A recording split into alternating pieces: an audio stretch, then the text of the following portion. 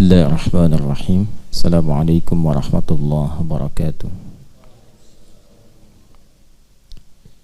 Alhamdulillah, wassalatu wassalamu ala rasulillah wa ala alihi wa sahbihi wa man walah, wa ba'd. Saudara-saudariku, saya sebut saudari karena ada juga yang bergabung bersama kita, dan juga beberapa saudara-saudari kita yang tidak terhubung secara langsung di sini, namun mengikuti kajian-kajian i'tikaf kita. Kita awali dengan bersyukur pada Allah Subhanahu wa taala. Kita masih diberikan kesempatan untuk menunaikan ibadah siam sampai hari ke-25 ini. Semoga seluruh ibadah yang telah kita tunaikan diterima oleh Allah Subhanahu wa taala. Doa-doa yang kita panjatkan berkenan dikabulkan oleh Allah Subhanahu wa taala. Setiap hari berganti dalam Ramadan, usahakan tidak luput dari doa. Dan doa itu nanti setidaknya dibagi pada dua bagian. Doa-doa pokok kita sebagai hamba, sebagai seorang muslim. Yang kedua, doa-doa terkait aktivitas kehidupan yang kita jalani di dunia ini. Misal doa-doa pokok minta kepada Allah supaya dikuatkan keimanan, keislamannya, istiqamah sampai wafat. Itu penting. Karena kalau Allah tidak berikan hidayah, tidak berikan taufik, beriman itu menjalaninya tidak mudah. Memohon kepada Allah agar diberikan kekuatan untuk beramal soleh, bisa sholat dengan nikmat, bisa pulang kembali kepada Allah dengan bekal Al-Quran. Nah, itu hal-hal pokok yang setidaknya berlangsung bagi seorang insan beriman. Yang paling pokok itu bagi orang muslim 5, kan? Yang dikenal dengan pokok-pokok keislaman. Pilarnya kan 5 rukun Islam. 1 apa? Syahadatain. 2, salat. 3, zakat. 4, puasa. 5, haji termasuk umrah di dalamnya. Nah, coba dicek. Pernah nggak setiap hari minta dikuatkan yang 5 ini? Syahadat kalau tidak minta dikuatkan, itu gangguannya tajam, dan setan itu tahu bagaimana menggoda setiap manusia karena tahu karakternya. Setiap orang digodanya akan beda-beda walaupun tujuannya sama, bermaksiat. Godaan bagi penuntut ilmu dengan penuntut harta dan penuntut kedudukan itu beda, tidak sama. Boleh jadi nanti diarahkan kepada kemusyrikan. Kan itu bertentangan dengan syahadat. Betapa banyak orang pengen punya kedudukan, datang kepada tempat-tempat dan orang-orang yang mengarahkan kepada hal-hal yang dimurkai oleh Allah, bukan sekedar salah dan berpotensi syirik di dalamnya. Misal, kemudian sholat. Dari sekian menu sholat yang ada, berapa banyak yang sudah kita optimalkan? Jangan sampai meninggal dunia ada satu bagian sholat yang belum pernah ditunaikan, ya. Kalau yang fardu kan pokok, alhamdulillah dikuatkan, diberi kesempatan menunaikan sholat fardu. Minta supaya berjamaah, minta supaya bisa diberi kekuatan ke masjid, gitu ya. Yang sunnah selama hidup dicatat kalau bisa tuh, nanti di checklist. Zakat, sudah pernah berzakat belum? Belum. Doa minta supaya selama hidup bisa berzakat, walaupun sekali 2 kali, karena itu kan pokok bagi seorang muslim, ya. Jadi menerjemahkannya, berzakat bagi yang sudah wajib atau mampu berzakat. Balik pengertiannya, harus mampu zakat selama hidup. Harus itu maksudnya memotivasi diri supaya kita bisa untuk berzakat. Ya, puasa minta diberi kekuatan. Haji juga sama. Kan definisi standarnya haji bagi yang mampu, tapi definisi bagi seorang muslim ya, dalam tanda petik muslim yang ingin mewujudkan rukun-rukunnya adalah berusaha mampu haji selama hidup. Terserah nanti bagaimana Allah memberikan keputusannya, yang penting kita berusaha dulu sehingga ketika dihisab itu ringan. Itu yang pokok. Selebihnya doa-doa terkait dengan aktivitas duniawi kita yang diniatkan sebagai ibadah. Ya, kalau belajar minta dikuatkan ilmu, kalau bekerja minta dijaga oleh Allah, diluaskan rezekinya, disifati dengan halal dan membahagiakan. Kalau punya kedudukan minta dijaga oleh Allah supaya jadi maqaman mahmuda, kedudukan yang memuliakan dan dimuliakan. Kadang-kadang kan dimuliakan tapi tak mampu memuliakan. Orang hormat tapi tak mampu memberikan kehormatan kepada orang lain. Sombong, ria, ya kan? Itu dimuliakan tapi tak mampu memuliakan. Nah, ada lagi yang kebalikannya, memuliakan tapi tidak dimuliakan. Orangnya baik, membuat kedudukan yang baik-baik, tapi dalam saat yang bersamaan memang fitrahnya boleh jadi ada yang tidak senang, ya kan? Nah, tapi dengan cara-cara yang tidak elok, minta supaya Allah turunkan min ladunka sultanan nasira, dengan pertolongan terbaik. Nah, itu yang kita isi selama Ramadan, apalagi i'tikaf. Ya, minta kepada Allah kekuatan ibadah, kekuatan menikmati tarawih, kekuatan beramal saleh saat yang bersamaan. Minta kekuatan supaya diberikan cahaya dalam belajar, menuntut ilmu, cahaya dalam bekerja, cahaya di keluarga. Itu dioptimalkan. Di kesempatan ini kita akan sedikit dulu belajar topik yang berbeda sedikit saja untuk memberikan pencerahan terkait dengan satu momen yang istimewa yang hanya terjadi di bulan Ramadan, yaitu di satu dari sekian malamnya, dikenal dengan Lailatul Qadar, malam Al-Qadar. Ini penting kita bahas karena ada beberapa redaksi hadis juga yang memberikan motivasi kepada kita untuk tidak putus berburu malam Al-Qadar ini sampai ujung Ramadan. Bahkan ada yang spesifik meminta di 10 hari terakhir, gitu kan? Sini.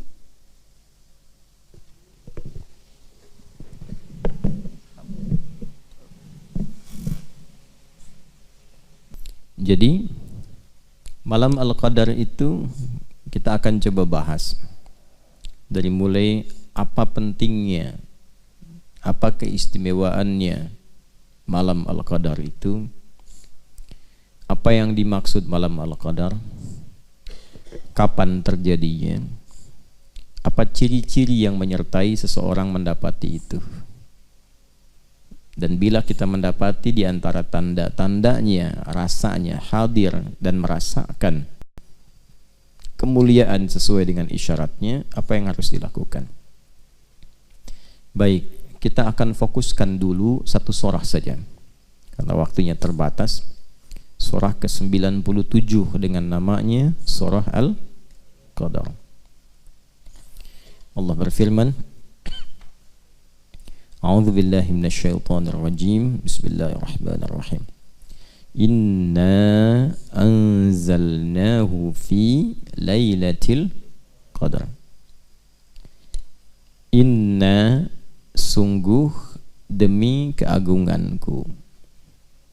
Ya, terjemahkan na-nya itu seringkali kalau dilihat di mushaf kami kan.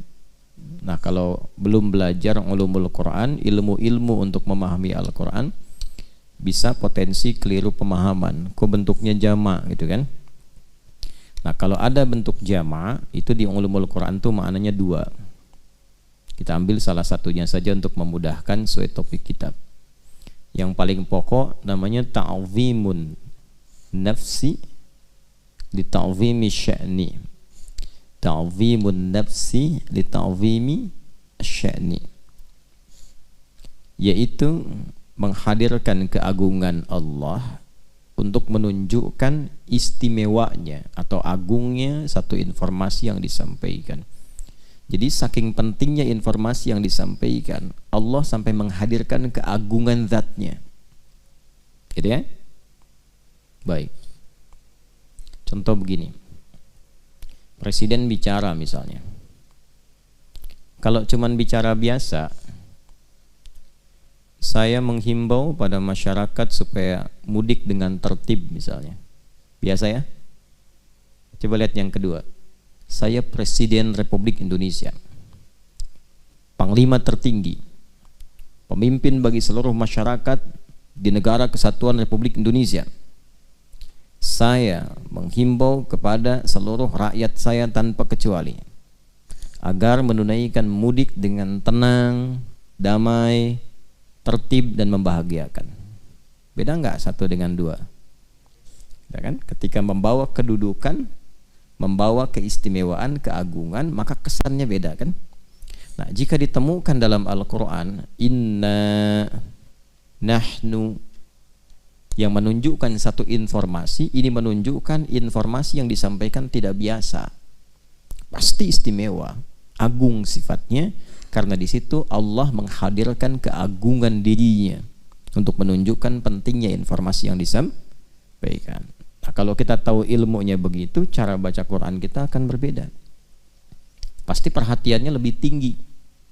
Ayat-ayat semuanya penting, tapi ketika menemukan itu, kita merasa ini ada sesuatu yang istimewa, yang beda dari biasanya. Baik. Inna anzalnahu fi Lailatul Qadar. Demi keagunganku, aku turunkan Al-Quran itu di malam Al-Qadar. Jadi di sini ada dua peristiwa penting. Peristiwa pertama tentang turunnya Al-Quran, peristiwa kedua tentang malam Al-Qadar. Ketika Al-Quran diturunkan dan dibuka dengan ta'zimun nafsi li ta'zimi sya'ni inna, kan? Ini memberikan kesan bahwa Al-Quran itu istimewa, agung. Saking agungnya, Allah menghadirkan pembuka dengan keagungan zatnya. Jelas ya? Nah, berarti kalau disebut istimewa, Allah sendiri mengagungkan. Masa hamba membiarkan, menganggap biasa? Ada sesuatu yang istimewa, tidak biasa di Al-Quran itu. Tidak sama, bukan kalam-kalam biasa, bukan kalam makhluk, kalamullah. Karena itu, satu saat kita akan pelajari sifat-sifat itu, keagungan itu, sehingga kita menemukan apa yang dimaksudkan dalam Al-Quran. Di antara kedahsyatannya, mampu merubah sekelompok manusia yang tertinggal dan terbelakang dengan kompleksitas keburukan perilakunya, tiba-tiba menjadi sesuatu yang sangat luar biasa, sosok-sosok gemilang yang mensibgoh dunia, berubah total itu. Ya, itu Al-Quran. Nanti kita akan lihat apa yang paling pokok di Quran. Kita bahas dulu bagian keduanya. Yang kedua, malam Al-Qadar. Berarti ada yang istimewa di malam Al-Qadar itu, bukan malam biasa. Karena itu menggunakan tak di ujungnya. Ya? Ada lail, ada lailah. Kalau lail umumnya menunjuk pada waktu malam standar umum. Inna fi khalqis samawati wal ardh, inna fi khalqis samawati wal ardh wa ikhtilafil laili wan nahar, pergantian waktu siang dan malam. Itu kalau disebutkan lail umumnya menunjuk pada waktunya dari ba'da isya sampai menjelang fajar. Menjelang ya, bukan sampai fajar, karena nanti ada waktu jeda singkat namanya sahar. Aktivitas yang dikerjakan di waktu sahar namanya sahur. Makanya kita makannya makan apa? Sahur, maksudnya dilakukan di waktu sahar. Ya, kurang lebih 15 sampai 25 menit sebelum fajar. Jadi kalau subuh misalnya 4.38, ya kurang lebih 4:04 atau 4:10. Kalau jam 3, setengah 3 terlalu dini, ya terlalu awal makannya. Nah itu sahar. Jadi dari mulai malam ba'da isya itu sampai menjelang fajar. Nah, bahasanya menjelang fajar. Itu lail namanya. Kalau ada yang istimewa sampai menjelang fajar ini dari ba'da isya, maka di antara rumusnya tambahkan ta. Jelas ya? Jadi kalau ada ta mengiringi kata lail, ini menunjukkan di malam itu tidak biasa. Ini umumnya ya. Walau nanti dalam beberapa keterangan tergantung konteks bisa berbeda. Tapi umumnya teorinya begitu. Kalau ada ta bersamaan dengan lail, maka ta itu menunjukkan sifat yang tidak sama dari waktu-waktu malam yang biasa. Setiap malam bisa tahajud gak? Bisa. Karena itu saat menyebutkan sholat malam itu pakai lail, bukan lailah. Coba Quran surah 17 ayat ke-79. Wa minal laili fatahajjad bi. Bukan wa minal lailah. Artinya setiap malam ada potensi untuk tahajud. Ya. Tapi kalau ada satu malam yang istimewa yang tidak sama dengan malam-malam lainnya, maka salah satunya tambahkan ta pada kata lail itu menunjuk pada sifat. Karena itu ayatnya berbunyi inna anzalnahu fi lailatul qadar. Baik. Lailah ya, bukan lail kan? Nah, apa istimewanya malam al-qadar itu? Kita ambil keistimewaannya dulu. Ya. Satu, ini langsung keterangan Qur'annya. Wa ma adraka ma lailatul qadar.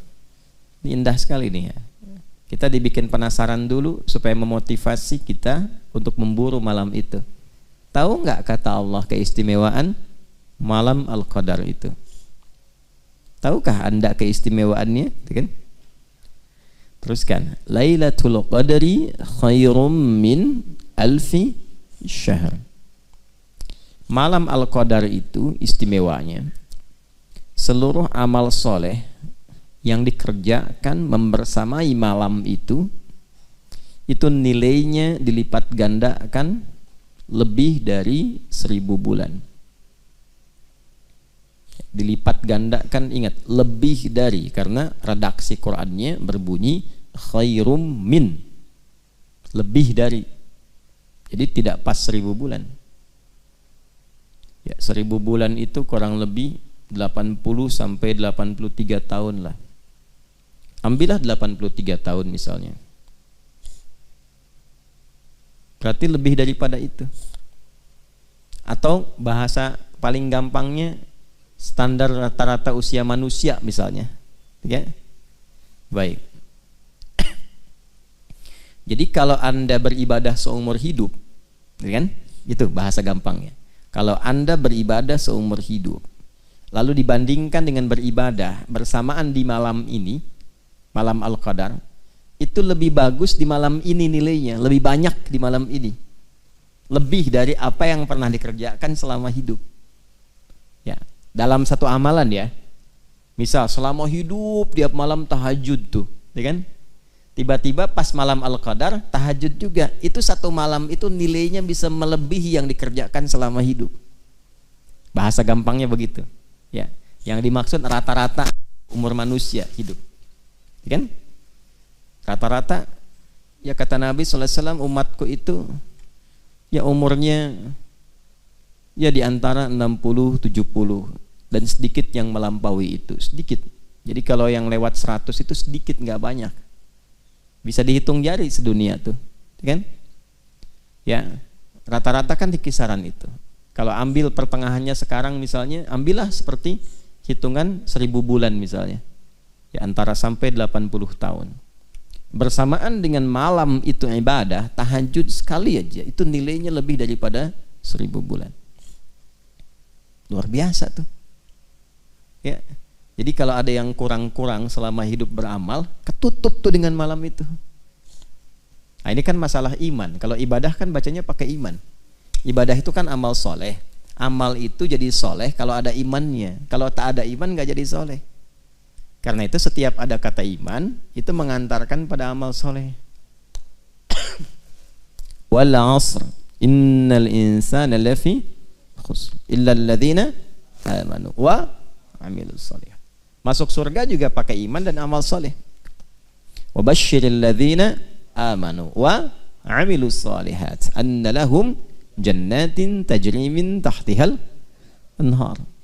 Nah, amal saleh itu bisa jadi saleh amalnya kalau ada iman. Sifatnya disebut ibadah namanya. Jadi ketika kita beribadah itu sedang beramal soleh, membuktikan keimanan kita. Jelas sampai sini?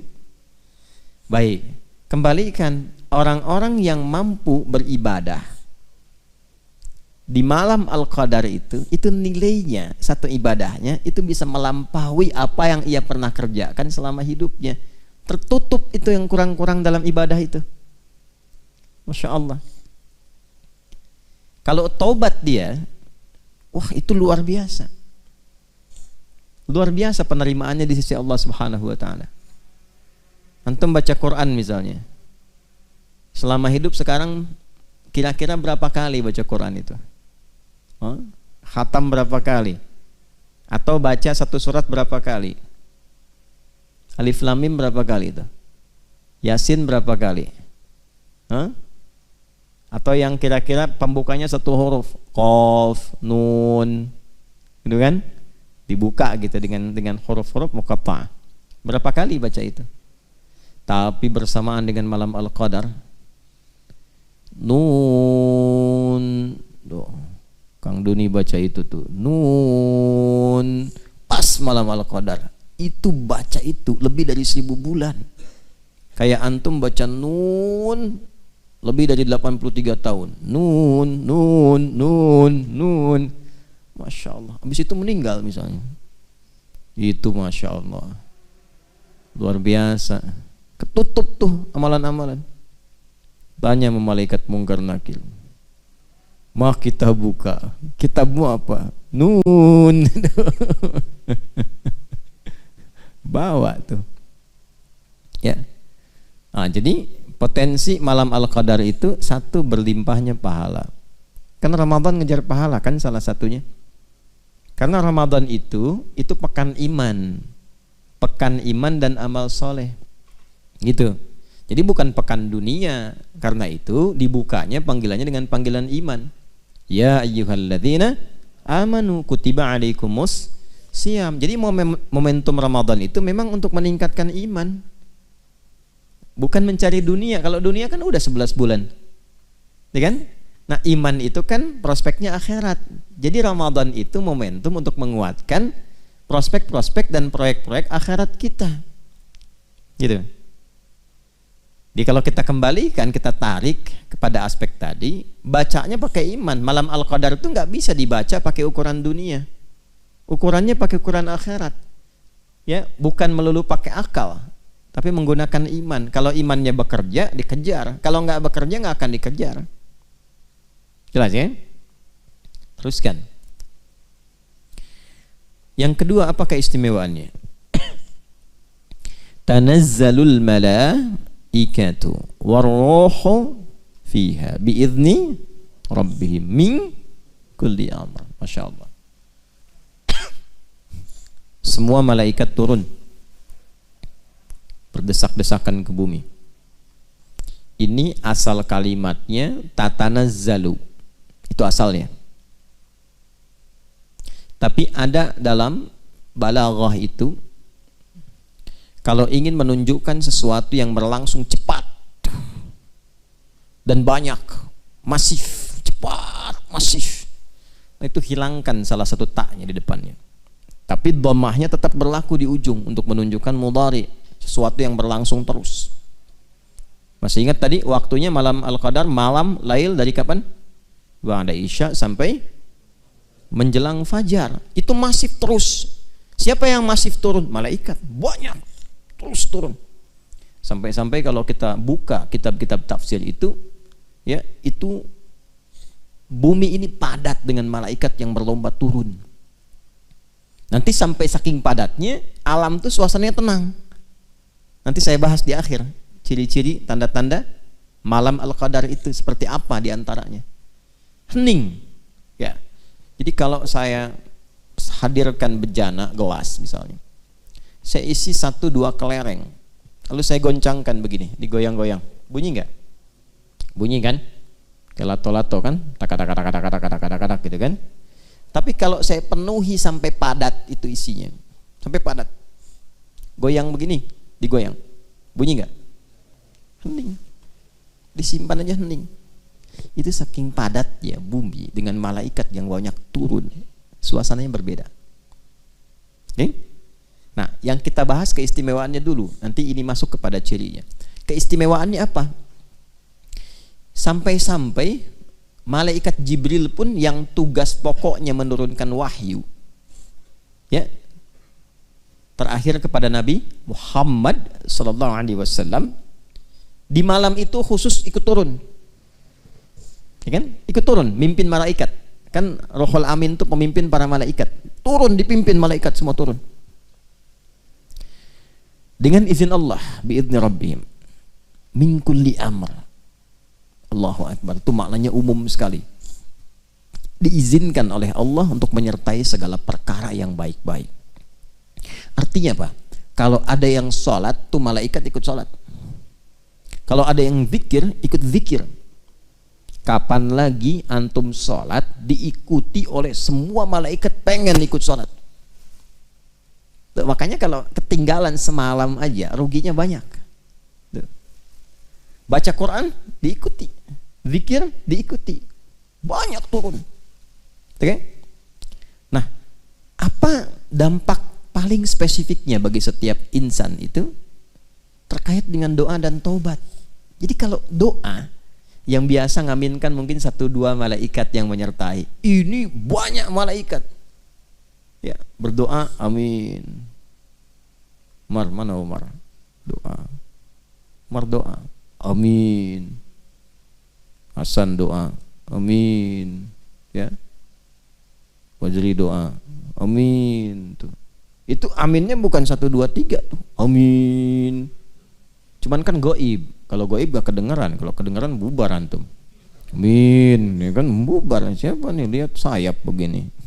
Siapa? Israel. Oh. Ya, gitu. Nah itu sekali lagi perkaranya iman. Ya, jadi jangan pakai akal, pakai iman, karena akal terbatas. Ingat, akal itu sama kayak mata, sama kayak telinga, perangkat yang ada pada manusia, perangkat fisikal. Mata terbatas tidak? Terbatas, semakin jauh semakin gak kelihatan. Semut itu kalau dekat terlihat jelas, merayap makin jauh gak nampak. Bukan semut yang gak ada, pandangan kitanya yang terbatas. Gajah gimana? Sama, semakin jauh semakin gak kelihatan, gajahnya tetap segitu. Mata kitanya yang terbatas. Pendengaran juga begitu, semakin jauh semakin tak terdengar, ya kan? Antara 20 sampai 20 ribu kan hertznya. Di bawah itu sulit terdengar, di atas itu bising, bahkan bisa menyakiti. Ya, bukan salah bunyinya, kemampuan kita memang terbatas, gitu. Jadi kalau pendengaran terbatas, penglihatan terbatas, kenapa akalnya nggak mau terbatas? Bukan nggak masuk akal, karena ilmu belum cukup. Belum masuk tuh informasi ke dalam akal sehingga belum bisa nyerna. Kalau sudah ada infonya gampang dilogikakan. Tapi karena belum ada ilmu jadi terbatas. Itu maksudnya. Jadi jangan semua tuh pengen sesuai dengan kehendak kita. Ini nggak masuk akal. Di akal ente karena ilmunya terbatas. Bagi yang lain sudah masuk akal.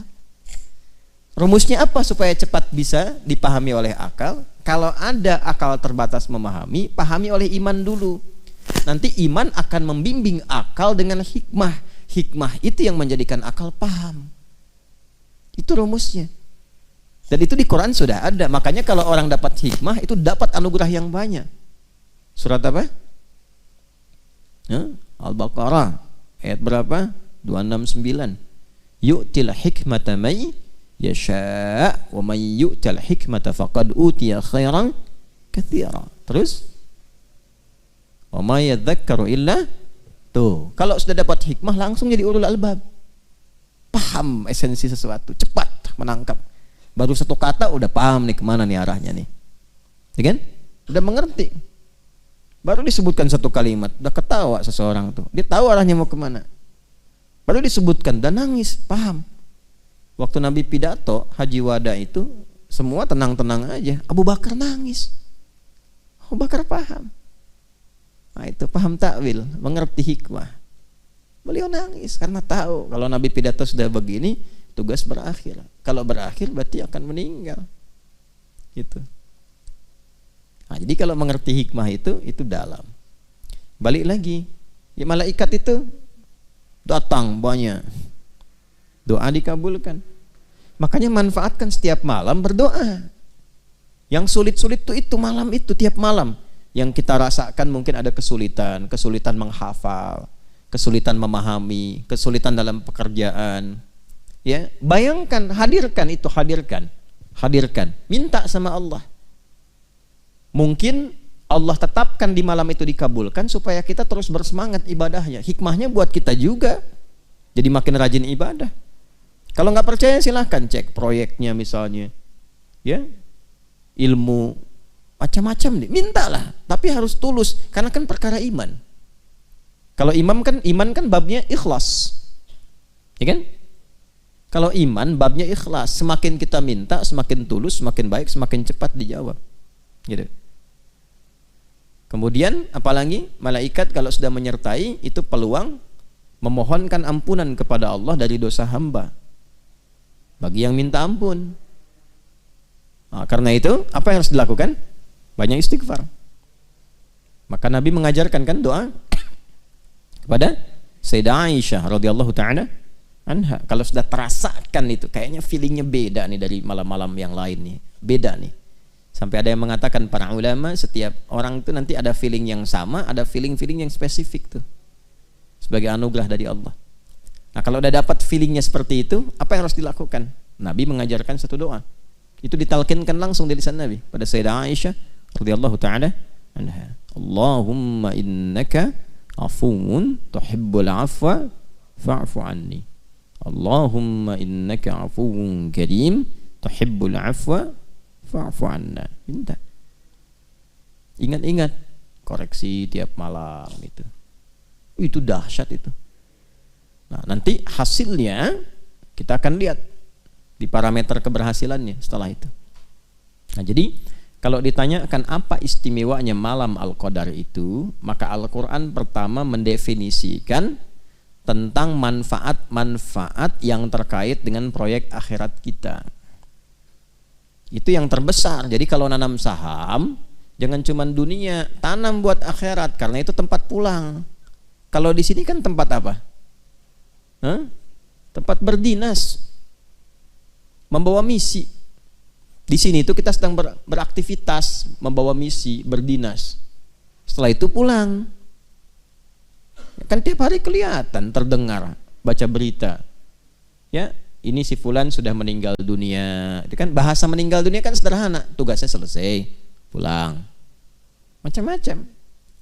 Ya, tergantung batas ajal. Nanti ada yang masih kecil, ya kan? Ada yang remaja, ada yang dewasa, ada yang banyak diberikan batas waktu sesuai maslahat hidupnya. Ujungnya pulang, gitu. Ujungnya apa? Pulang. Nah, jadi kalau kita bisa spesifik demikian, itu insya Allah akan selamat. Ya. Jadi itulah diantara kemuliaan malam Al-Qadar, yang hal pertama disadarkan oleh Allah kepada kita, ingat akhirat itu. Itu maksudnya. Jadi keistimewaan pertama yang menghadirkan banyaknya pahala, terkabul doa, diampuni dosa, itu kan rata-rata proyek dan prospek akhirat kan. Intinya membangun kesadaran. Ingat ya, kalian satu saat akan pulang. Kalian akan meninggal dunia. Dunia itu tempat berusaha, pasti pulang. Jangan sampai saat pulang tak punya bekal. Itu maksudnya. Dan aku sayang, kata Allah begitu tuh. Akulah Rahman, kata Allah, akulah Rahim. Saking sayangnya Allah, Allah tahu nih, yang selama hidup beribadah itu walaupun terasa banyak, belum tentu kan diterima semuanya.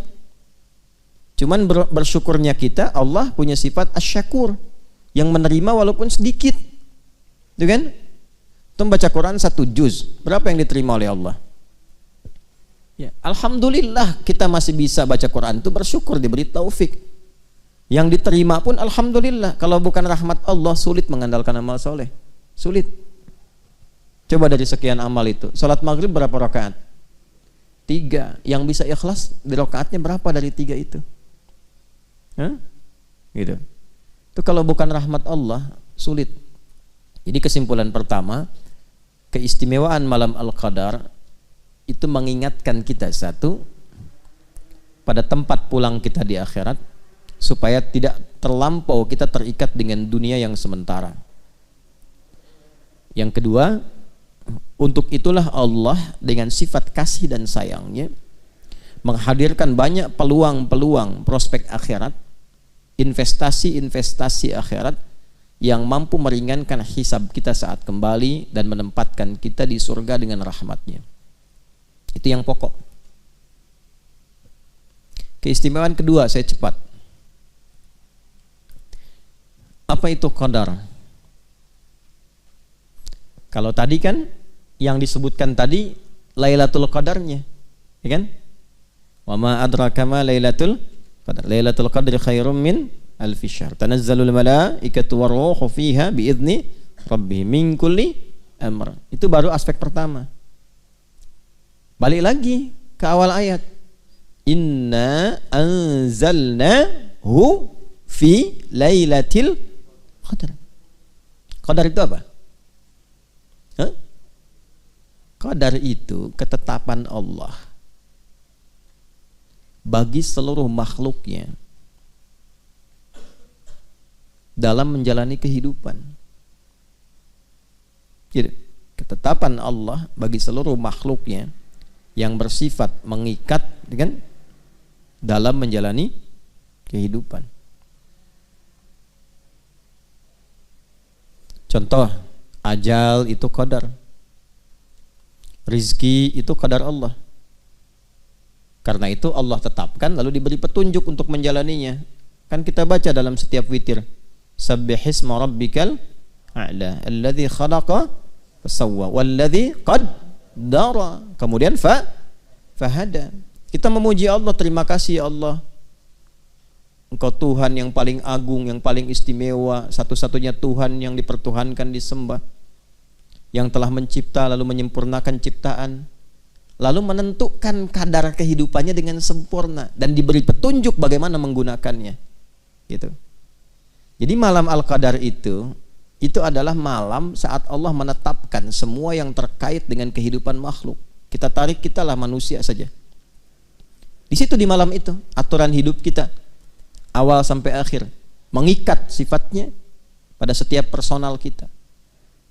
Kapan mulai berkehidupan, kapan wafat, berapa rizkinya, dan seterusnya di malam itu. Nah, kan Allah berjanji kan, kita kan nggak tahu kan, ya bagaimana kadar kita kan, yang diperintahkan oleh Allah menjalani hidup, kadarnya sudah diatur, ya kan, rizkinya sudah ada kan, yang diperintahkan apa? Berikhtiar supaya dapat rizki itu selama hidup, rizkinya sudah ada, ya kan, ajalnya sudah ditetapkan kan, cuman nggak dikasih tahu kapan pulang kan. Yang diminta apa? Jalani aja sampai ajal datang. Tapi kalau kita nggak tahu petunjuk bagaimana menjalaninya, rusak misinya. Coba bayangkan. Ingat ya, ajal sudah saya atur ya, misal. Ajal sudah diatur ya, nanti pada waktunya kamu meninggal, jalani aja. Tapi nggak dikasih tahu gimana cara menjalaninya. Hah? Manfaat gak hidupnya? Belum tentu. Bisa bingung, linglung. Rizki sudah saya atur ya, kalian tinggal cari aja. Udah saya tebarkan sampai kalian meninggal. Tapi nggak dijelaskan bagaimana mencarinya.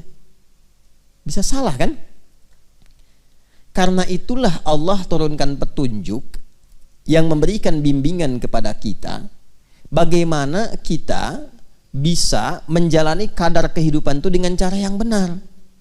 Kalau menjemput rizki bagaimana caranya, menjalani hidup bagaimana caranya, sendirian bagaimana, kalau berumah tangga bagaimana, jadi suami seperti apa, jadi istri bagaimana, jadi ayah seperti apa, jadi anak bagaimana, punya kedudukan seperti apa, cari ilmu bagaimana. Itu selama hidup berkehidupan, aturannya dijelaskan oleh Allah berupa pedoman, diberikan sebagai petunjuk. Dalam bahasa Arab atau bahkan bahasa Al-Quran petunjuk yang menyertai kita secara lengkap dalam menjalani sebuah kegiatan, bahkan seluruh kegiatan yang kita lakukan sampai berakhir, itu hudan namanya. Apa namanya? Hudan. Ya. Dan Al-Quran itu disebut dengan hudan. Al-Baqarah ayat 185, Syahru Ramadhan alladzi unzila fihil Quran. Teruskan, hudal linnas. Tuh. Jadi isi Quran itu bukan sekedar bacaan, tapi di dalamnya pedoman semua aspek kehidupan kita dalam menjalani qadar Allah Subhanahu wa taala. Dari sejak mulai dilahirkan sampai wafat. Karena itu kalau kita baca Quran, kita akan temukan jalan hidup kita ada di situ. Iya.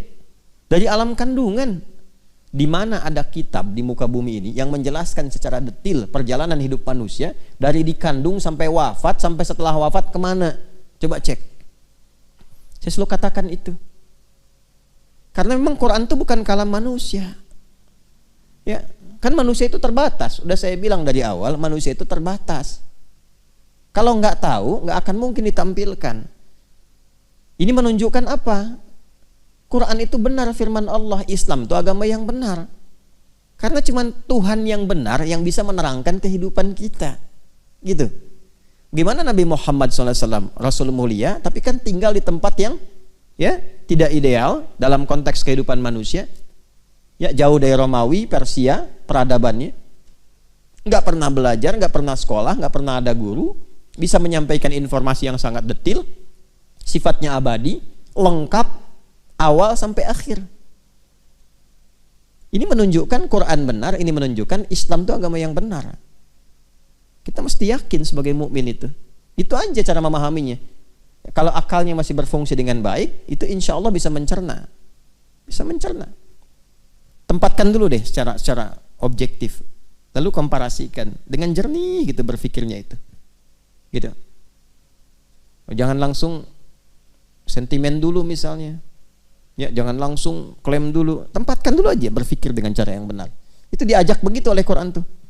Ya, afala tatafakkarun, afala tatadzakkarun, afala ta'qilun. Coba renungkan, coba konstruksikan, coba fikirkan. Ya. Bahkan Allah sendiri menegaskan, enggak dipaksa kok untuk berislam. Tapi kita diminta untuk memfungsikan anugerah akal untuk mencerna. La ikraha fid din, lakum dinukum waliyadin. Cuman di Quran tuh nggak ada paksaan untuk berislam, ya, nggak ada paksaan untuk ibadah, cuman dihisab, gitu kan? Ya, indah ya bahasanya, nggak dipaksa kok. Jadi kalau kita menyimpulkan kembali, maka Al-Quran itu istimewa, gitu, agung. Karena itu saking agungnya Allah menghadirkan keagungan zatnya saat menyampaikan informasi diturunkannya Al-Quran. Itu bersamaan turunnya dengan ketetapan qadar. Jadi saat kita berkehidupan Allah sudah atur, aturannya pun turun saat bersamaan. Makanya diviralkan, semua alam malaikat itu diviralkan. Kan diturunkan ke langit dunia dulu kan, sebelum turun kepada Rasulullah secara detail. Nah itu dua fase. Fase pertama itu turunnya semua 30 juz. Agung, viral tuh alam langit tuh. Ya. Sampai ke langit dunia dulu. Nah itu yang dimaksud anzala. Nanti baca di buku saya yang makna ayat puasa. Jadi kalau anzala, ya, itu langsung sifatnya. Kan di ilmu sharaf begitu. Kalau af'ala dengan fa'ala kan beda. Kalau af'ala itu sifatnya langsung. Yang dimaksud turun sekaligus ke sama'id dunya. Sebagai pedoman berkehidupan. Jadi begitu ditetapkan hukum kehidupan dari mulai usia, dari mulai rizki segala rupa itu, ya, itu bersamaan dengan itu turun petunjuk penggunaannya lengkap 30 juz. Baru diturunkan secara detail bersamaan dengan kehidupan supaya dicontohkan oleh kehidupan Nabi SAW. Tafsirnya jelas. Makanya ketika dijelaskan dengan detail oleh Nabi itu menggunakan nazzala. Ketika turun, beda dengan Taurat dan Injil. Taurat Injil turun sekaligus. Karena cuma parsial sifatnya, sebentar dan sebagian manusia saja. Makanya Taurat Injil pakai anzala ketika turun ke nabinya. Tapi kepada Rasulullah SAW Quran pakai nazzala. Ali Imran ayat 3. Nazzala 'alaikal kitaba bil haqq, 'alaika ke Nabi. Tapi ketika turun dalam suasana qadar, malam al-qadar, itu kalimat nabinya enggak ada. Inna anzalnahu fi lailatul qadar. Hu-nya itu ke Quran. Jelas ya? Sama ya, di ad-dukhan apa? Inna anzalnahu fi lailatin mubarakah. Tuh, di malam yang diberkahi. Tapi ketika turun kepada Nabi, ka-nya muncul. Nazzala 'alaikal kitab, pakai nazzala, turunnya bertahap. Bil haqqi musaddiqan lima bayna yadayhi wa anzalat taurata wal injil. Tapi Taurat, Injil pakai anzala. Taurat langsung 10 perintah. Injil langsung turun. Ya, semuanya tidak bertahap. Karena umatnya terbatas dan perintah-perintahnya tuh hanya dalam waktu yang terbatas, sederhana. Quran sampai akhir kehidupan.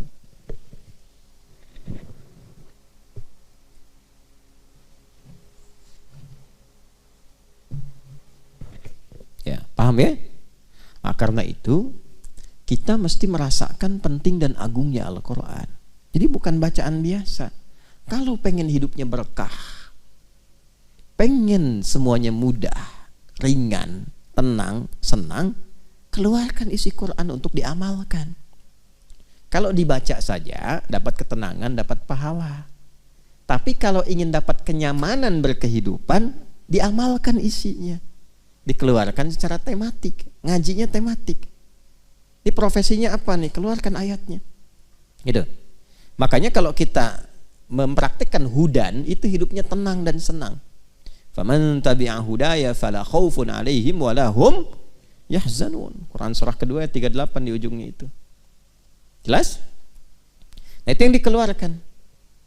Ya. Nah, karena itu selama Ramadan, coba aktivitasnya apa? Profesinya apa? Manfaatkan waktu minimal misalnya dalam i'tikaf untuk mengeluarkan ayat-ayat Quran terkait topik, tema-tema yang dibutuhkan, yang mengiringi aktivitas kehidupan kita, yang jadi pilihan kita itu. Nah, sekarang kita berbahagia, aksesnya paling mudah sekarang. Dulu para ulama itu masih ngikutin. Di kalangan sahabat langsung dibimbing Nabi. Jadi kalau ada pedagang, pebisnis, Nabi konsultasi mereka ke Nabi, Nabi langsung bimbing, sukses. Pejabat sukses, semua sukses. Setelah itu diajarkan oleh sahabat, ditangkap, masih talaki. Tapi kemudian beberapa generasi setelahnya cerdas, dihimpun, ditulis penjelasan Nabi itu, dibikin tema-tema, topik-topik. Di antaranya Imam Al-Bukhari. Imam Al-Bukhari membuat 97 topik. Ya, kitabnya yang sangat viral itu Al-Jami' kan? Al-Jami' As-Sahih Al-Musnad Al-Mukhtasar min umuri Rasulillah sallallahu alaihi wasallam wa sunanihi wa ayyamihi. Kalau tidak salah kurang lebih demikian nama kitabnya itu. Disingkat Sahih Al-Bukhari. Itu isinya 97 tema. Dan dimulainya tidak langsung hadis, ayat dulu. Ada tema misalnya apa? Pertama kitab Bad'ul Wahyi, kedua kitabul Iman, ketiga kitab Al-Ilmi, ya, dan seterusnya. Itu begitu menerangkan kitabul Iman, ayat Quran dulu, setelah ayatnya baru hadisnya. Terus dibuat subtopik-subtopik. Gimana supaya naikin iman dan tidak turun-turun? Apa amalannya? Bagaimana mendapatkan kenikmatan iman? Apa hubungan iman dengan amal soleh? Itu diruntut. Ilmu, kitabul ilmi. Ya, bagaimana cara mendapatkan ilmu? Mengatur waktu untuk belajar ilmu itu bagaimana? Supaya cepat mendapatkan ilmu bagaimana? Itu banyak dikumpulkan. Kitabul buyu' bagi yang bisnis, berdagang, keluarkan. Bagaimana bisnis yang berkah? Bagaimana menghindari hal-hal yang kemudian cenderung bermasalah, tuh kan? Bagaimana menghindari riba? Bagaimana mempercepat harta yang berkah yang dengan itu bisa mendekat kepada Allah? Ya, banyak sekali kok. Kitabul Marid, bagaimana menyikapi ujian dari Allah, misalnya dari penyakit. Ada tentang bab kedokteran di dalamnya, bab kesehatan, banyak sekali. Di ujungnya adalah pelajaran-pelajaran daripada para sahabat, ada manaqib-manaqib ya tuh. Ya, bagaimana amalan-amalan mereka tuh, zikir-zikirnya sampai dikumpulkan. Yang khatam, makanya kalau ngaji yang khatam. Kalau khatam itu masya Allah lengkap itu. Ya, ada zikir-zikir spesifik, zikir saat jadi pasukan khusus dalam medan perang seperti apa, ada.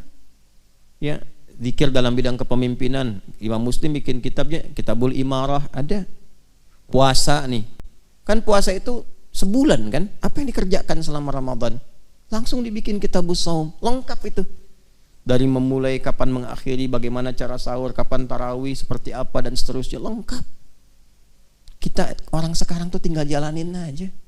Baca, pahami, amalkan. 11 bulan punya waktu baca, Ramadan tinggal ngamalin. Ini dibiarin, begitu masuk Ramadan malah sibuk belajar lagi. Kapan ngamalnya? Ya walaupun tidak salah, tapi menempatkan sesuatu sesuai dengan tempatnya. Makanya kebiasaan seperti itu menjadikan hari tenang menjadi hari tidak tenang. 11 bulan main-main, begitu waktunya hari tenang, besok mau ujian malah nggak tenang. Ngopi-ngopi catatan, pinjam punya temen, belajar maksain malam, pelajaran 11 bulan dipelajari semalam. Akhirnya ilmunya cuma sampai ujian. Begitu ujian, ya udah lupa. Tertuliskan nilainya bagus, cuman ilmunya lupa. Makanya ada ahli hukum yang dihukum, sebab ketika mencuri lupa. Waktu korupsi lupa gitu. Ya. Kenapa jadi ke situ tuh? Nah, balik ya. Ya itulah malam Al-Qadar. Jadi malam Al-Qadar itu menjadikan interaksi kita dengan ibadah dan Quran semakin erat. Karena itu usahakan malam itu. Makanya kita kan hidupkan malamnya kan. Kita bangun lagi, bacain Quran lagi gitu kan. Nah, salah satunya apa? Untuk mendapatkan kasih sayang Allah, penambahan pahala, ya, ketenangan kepada jiwa. Lebih daripada itu, kita terbiasa interaksi dulu supaya besok-besok mau mengkaji Quran. Jelas ya? Ingat pondasinya iman ya. Kalau pakai iman cepat nangkapnya. Tapi kalau nggak pakai iman susah. Hudan itu padanannya iman. Nanti kalau sudah iman ketemu amal soleh jadi takwa. Iman, takwa dan amal soleh disatukan di pembuka Al-Baqarah plus Qurannya. Dzalikal kitab di situ Quran kan? Dzalikal kitabu la raiba fi hudal lil muttaqin. Ayat 3-nya alladzina yu'minuna bil ghaib wa yuqimunas shalah wa mimma razaqnahum yunfiqun. Masukin ke Ramadan latihan jadi takwa. Kan hudal lil muttaqin, petunjuk bagi orang takwa. Ramadan kan berlatih menjadi takwa. La'allakum tattaqun. Makanya amalan-amalan takwa yang di Al-Baqarah itu kita kerjakan, kita perbanyak saat Ramadan. Gimana meningkatkan iman? Baca Quran, baca kan? Ningkatkan saat Ramadan. Wa yuqimunas shalah, salatnya makin banyak kan?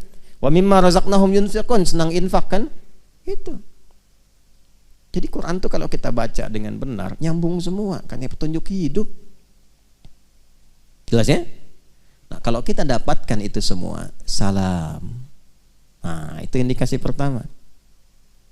Keadaan kita lebih tenang. Damai, salam itu damai. Lebih tenang. Lebih bisa memahami esensi hidup, lebih menikmati berkehidupan. Jadi dari sekian waktu dalam Ramadan itu ada satu waktu yang kayaknya kita merasa lebih enak gitu. Nah, coba rasakan kalau hadir di satu malam, suasananya lebih beda. Lebih enak, lebih tenang gitu, ya. Terus kalau ngelihat keluar juga kayaknya tenang gitu di luarnya itu. Tadi ngumpul malaikat. Nah, kalau udah dapat lagi sesuatu yang istimewa yang Allah berikan, itu kalau ketiduran tuh bisa dibangunin. Dan ke hati getarannya beda. Bangun. Coba deh kalau nggak percaya, perbanyak dulu amalan terus. Ini mungkin untuk tahun depan ya. Kalau hidup, itu, kalau hidup. Kalau tidak, sisa waktu gunakan. Masih ada beberapa malam ke depan. Perbanyak ibadah. Nanti ada satu dari sekian malam Ramadan itu, ada satu yang kita itu dibikin terus aktif malamnya. Yang kalau mau tidur pun, bangun. Pernah merasakan begitu gak? Itu gak setiap waktu tuh. Bukan karena ada agenda sholat malamnya, tapi dibikin bangun. Tuh.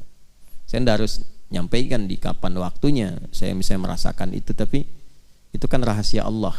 Untuk setiap kita kadang-kadang getarannya bisa tidak sama, tapi nanti bisa menemukan petunjuk yang sama dari suasana alam. Nah, diantaranya lebih tenang. Makanya kan ada hadis-hadis yang menunjukkan paginya itu lebih tenang. Gak terlampau panas, gak terlampau dingin. Cahaya mataharinya sejuk, enak gitu. Nyaman. Ya. Jadi akhirnya salam. Di malam Al-Qadar itu kita mendapatkan salam. Maknanya dua. Bisa menunjuk pada isyarat malam Al-Qadar lebih tenang, lebih nyaman, lebih damai ke hati. Lingkungannya juga mendukung, tenang, damai, enak ke ibadah gitulah. Enak ke ibadah. Saya. Yang kedua, parameter kesuksesan orang yang mendapatkan Al-Qadar. Perangainya lebih tenang. Lebih bisa menimbang bagaimana bersikap. Lebih tenang, lebih kalem, lebih damai, menatap sesuatu itu dengan kedamaian. Nilai-nilai kebaikan bertambah. Nah, setelah ada kata salam, balik lagi ke malam Al-Qadar. Hiya, waktunya malam Qadar itu panjang. Terbentang tadi, kan malam kan?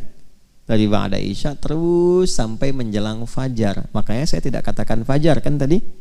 Ya, menjelang sampai mau tibanya fajar itu matla, sampai akan terbitnya fajar. Hiya hatta matla'il fajar, sampai akan terbitnya fajar. Itu pernah ada berita itu NASA mencitra ya dari angkasa suasana malam-malam Ramadan. Ada satu malam yang beda sendiri.